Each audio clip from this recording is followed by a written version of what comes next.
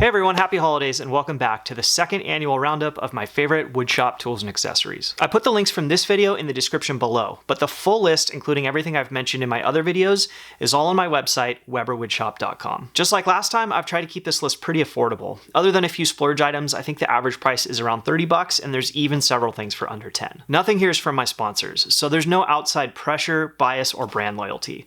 This is a list of things that I've spent my own money on, and I'm still glad that I did. The links below are Amazon affiliate links, which means I do earn a small amount for your qualifying purchase. So if you do go get something off that list, you'll be supporting my channel and making it possible for me to produce even more woodworking videos. All right, let's get started.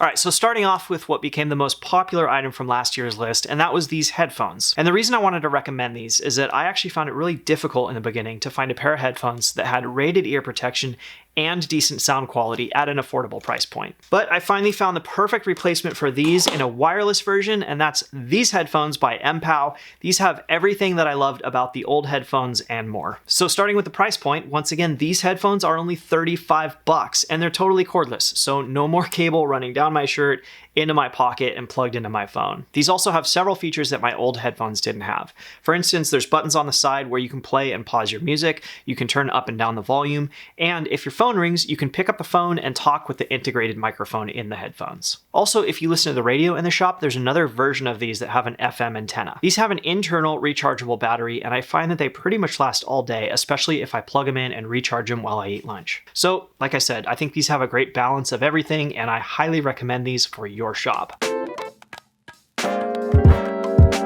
I get a ton of questions about the backdrop that I've been using for the final shots in my videos and also the photography. It's actually something that I've had up in the attic for several years now since my studio photography days, but shout out to Cam at Blacktail Studios. He actually gave me the idea in one of his videos to bring it out of the attic and hang it in my shop for my woodworking. It's called a Seemless paper backdrop, and it's actually a long paper roll used by photography studios. It's designed to just be ripped off and recycled if a section gets dirty or damaged so that it always stays perfect and wrinkle-free for your photos or video. I'm also including a link for the hangers that mount on the wall or the ceiling and allow you to pull it up and down just like a window shade. They come in dozens of different colors and a few different sizes. I've actually hung two different ones in my shop, one massive one that goes all the way across my shop, but it's great for full-size pieces of furniture. I also have a smaller 53-inch roll that's a little bit more convenient for small projects and boxes. I've included links for both the paper and the hangers.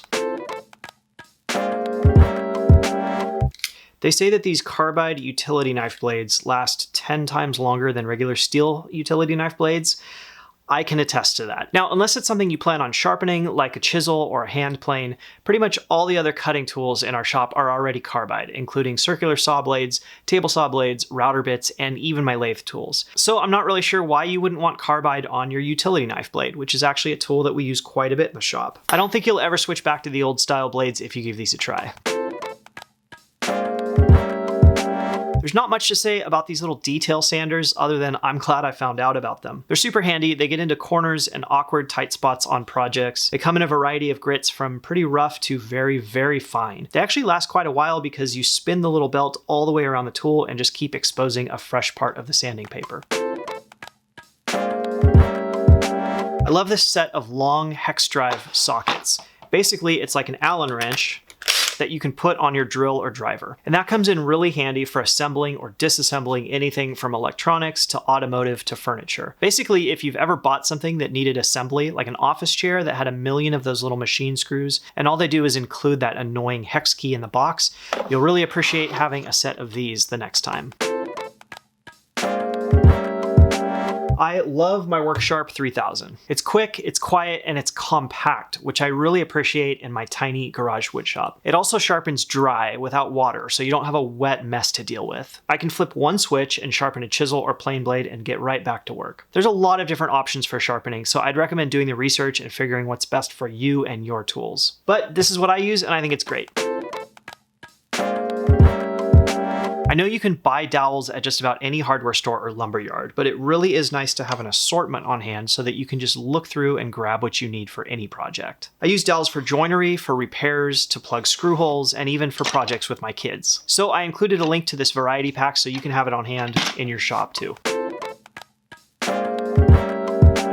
My very beloved Japanese hand tools. I get a ton of questions on these. You see me using these in almost every single video that I make. So the Chisels were actually bought at a store in the Bay Area that has closed a long time ago, but I did some research and I found what I think is the very best equivalent, a really nice set of Japanese chisels. So there's a lot of things about Japanese chisels which make them unique and frankly kind of amazing in my opinion, but I'm not going to go into detail in this video. The main difference is that Japanese chisels are laminated with two different types of steel. So the top layer is a softer steel and that makes them less brittle, so you can really whack on them with a large mallet and you won't break them. The bottom layer is a much harder steel than most traditional Western style planes, and that actually comes all the way to the cutting edge. So that means that it may take a little bit longer to sharpen initially, but once you get it honed, it'll stay sharp much longer. All right, so next up are my Japanese hand saws, which I also completely love. There's a few different versions. There's a ripping saw with larger teeth, there's a cross-cutting saw with very fine teeth, and there's also a version with a spline for joinery like dovetails. Once again, there's a lot of reasons to love Japanese saws. One of the things that I like about these saws in particular is that the blades are interchangeable, so you can keep the handle, switch out the blade, and the replacement blades are actually pretty reasonably priced. So keeping along that same category of Japanese hand tools, the last thing is a Japanese mallet. Now, like a lot of woodworkers, one of my very first projects was this giant caveman mallet, but I hate this thing. If you try one of these, you may never go back, because even though it's lighter than this, it's all concentrated in a very small area, and just something about the feel and balance of this is really nice for chiseling or even tapping joinery together. Give one of these a try, and I think you'll really like using it. I really like this little Rikon sander. I bought it earlier this year for a small production run that we were doing for our business, and I've just used it for so many woodworking projects since. It's a great tool for refining small parts, whether they're wood or metal, or just taking the rough edge off of something. And it has something that's a must for me and I look for in every power tool that I buy, and that's built-in dust collection on both sides. I use a lot of curves in my work, and I recently made a video showing you how to make one of my curved leaf boxes, but that pretty much requires some kind of spindle sander. And in my last favorite tool buy video, I talked about my rigid oscillating spindle and belt sander, which is actually perfect for that project. But if you want a more budget-friendly option for sanding and refining curves, I would recommend something like this sanding drum that you can put in a drill press. The length that I'm giving you this time is similar to this, but a little bit better. They're longer, so you can actually get into about 2 inches long, and if you go from both sides of something, you can go up to 4 inches long. And it's a set of 4 different sizes, so you can have 4 different diameters for different curves. So you could just chuck this into your drill press so that it's hanging above the drill press table, and then if you want to, you could even design some kind of auxiliary table or jig to help you shape and sand your work. I wanted to tell you about this 1/8 inch roundover bit by Whiteside. There's times when you don't really want to put a shaped edge on something, but you just want to barely soften it. Or sometimes after cutting plywood, you get a tiny bit of splintering, and this will knock those down as well. Another thing that I like using it for are things that I've cut on my CNC machine with an 1/8 inch or 1/4 inch end mill, and I have inside corners that I can't really get into with any other router bit because the bearing is too big. This actually has a tiny brass collar instead of a spinning bearing, so it'll still get into those tiny corners. In last year's tool buy video, I showed you these remote controls that I use all over the shop to turn on and off things like my shop vac and my small air compressor. So a similar thing that I picked up recently is probably going to be more specific to people that are doing video in their shop if you have a lot of different lights around like I do. This is a multi-remote that controls 5 different lights around your shop by plugging these into the wall and then plugging the light into these. So when I'm shooting video and I want to change how the lighting looks around the shop, I can do it with this one switch. So check this out. And the best part is it comes with 2 of these, so I put a little bit of Velcro tape on the back of these, so I'll never set this remote down and lose it because I've got one attached to the wall on either end of my shop. I know this one's kind of oddly specific. I know for me it saves a ton of time because I'm constantly changing the lighting for my videos, and this way I don't have to run around switching on and off individual lights. But hopefully some of you will find this useful for either that or something else. I've made my own router bit trays before by drilling a bunch of holes into a piece of wood, but I feel like for $12.50, one of these ready-to-go foam router bit holders that has both 1/2 inch and 1/4 inch router bit holes is a way better option. I really like these things. They're easy to get the router bits in and out of. You can always expand by just getting another one, and you can also cut them if you need to fit them inside your drawer. Earlier Earlier this year, I finally got around to putting some of these vinyl curtain strips around my compound miter saw, and it made a huge difference in the amount of dust that was blowing back in my face while I was making a cut. I do have a small dust collection hose that goes to the dust collection port on my miter saw, but that only collects a portion of the dust, and I really needed something around the whole saw for the rest of it. So I found these online, and I think they're a great option. They're clear, so you can still see around the backside of your saw, so you know when it's time to clean up all the sawdust. They're easy to cut, so you can custom install them in any space, and I think the best way to install them is with a little bit of overlap between each one. I have a couple of these reusable glue brushes, which are awesome, but I also want to tell you about these disposable glue brushes, which are also great for certain things. These come in a 150 pack, so they're about 10 cents a piece, but they're also nice and compact, so they're easy to get into corners or things like miter splines. But it's also nice to just have a disposable brush for some of the nastier glues like epoxy and things that you don't want to get on your reusable glue brush. This digital angle gauge is one of those essentials that I just feel like every woodworker should have when they're starting out. Even if you're just making a straight cut on your table saw, I feel like this is the easiest, fastest, and best way to make sure that your blade is 90 degrees to the table. But anytime you need to tilt your blade for things like miters, these things really come in handy. You'll find other uses for this thing all over your shop. For example, you could put this on your drill press table, zero it out, and then tilt the table so that you can get an angled hole. These are tiny post-it notes, and I love using these as shims for things like hinges. So for example, when I'm installing the brass hinges on a jewelry box and I need to raise the hinge up by 1 or 2 widths of paper, I just put a couple of these under the hinge and they completely disappear. They're self-adhesive on one side like regular post-it notes, which makes them easy to stack up, and of course you can cut them to any size. But they can really increase your accuracy on a variety of projects. For example, if you've set up your miter stop for a certain operation and you want to slice off just a tiny bit more, you could stack a couple of these up against the stop and use them as a micro adjuster. If you have clamps like these or even C-clamps, it's really nice to have a set of these soft jaw pads for your clamps. They just easily slip on and off. They're made of rubber, so they won't mar the surface of your workpiece. They're only about 10 bucks for a set, so check these out. In last year's video, I told you about my 2 favorite table saw blades, a dedicated ripping blade and a combination blade. Well, this year I finally picked up a dedicated cross-cutting blade and I absolutely love it as well. So once again, it's another Diablo blade, and this is a 90 tooth blade designed specifically for cross-cutting. It's very fine tooth. It gives you very, very clean results. I used this recently in the project that I just completed where I made a box with tons of tiny little squares. They all had to fit together perfectly, and it was crucial that those cuts came out clean. So if you're doing any work like that and you need a good cross-cutting blade, this is the one I'd recommend.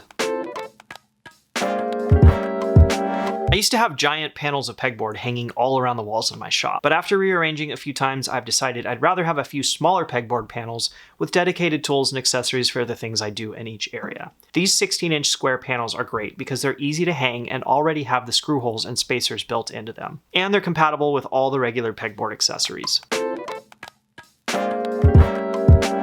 I can't tell you how many times I've wrapped tape around a regular pair of pliers so they wouldn't mar something, and I don't know why it took me so long to finally just buy some soft jaw pliers. I put links to 2 different kinds of soft jaw pliers, these regular pliers and these needle nose version, and I like them because these jaws are plastic inserts that are replaceable, so if they get worn out or they break, you just pop them out and put in a new set.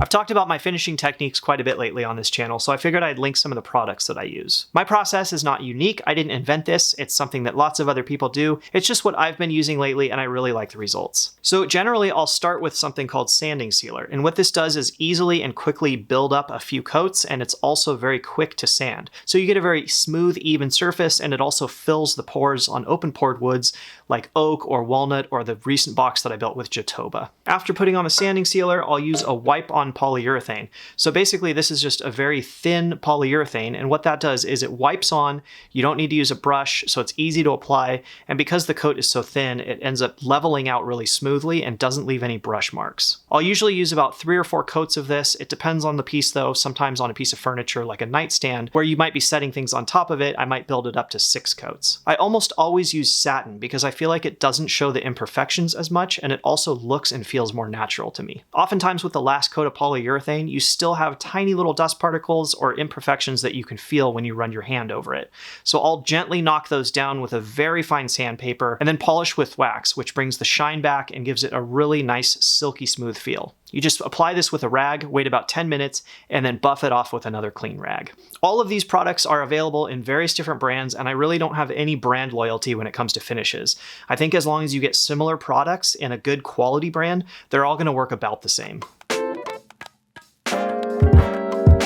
There's nothing like a good swing arm lamp, also known as an architect's or drafting table lamp, to go right over your bench. Whether you're using it to film projects like I do, or just to see what you're working on, it's great to be able to move this around and get it right over what you need to see. So I'm posting a link to a similar version of the one that I use in my shop.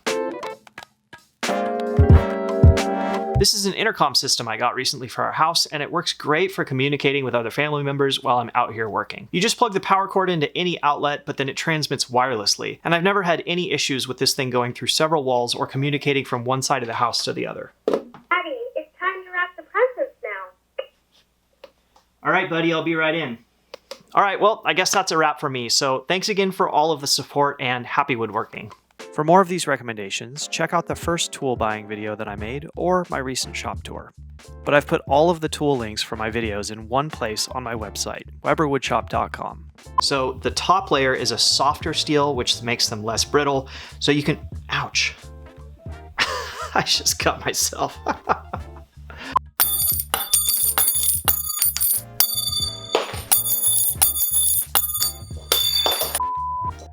A huge thank you to all of my supporters on Patreon for encouraging me to go out into the shop late at night after the kids are in bed and produce these videos. If you want to join the club, get access to my SketchUp files, t-shirts, stickers, and other merchandise, or see your name at the end of these videos, just find me on Patreon. See you later.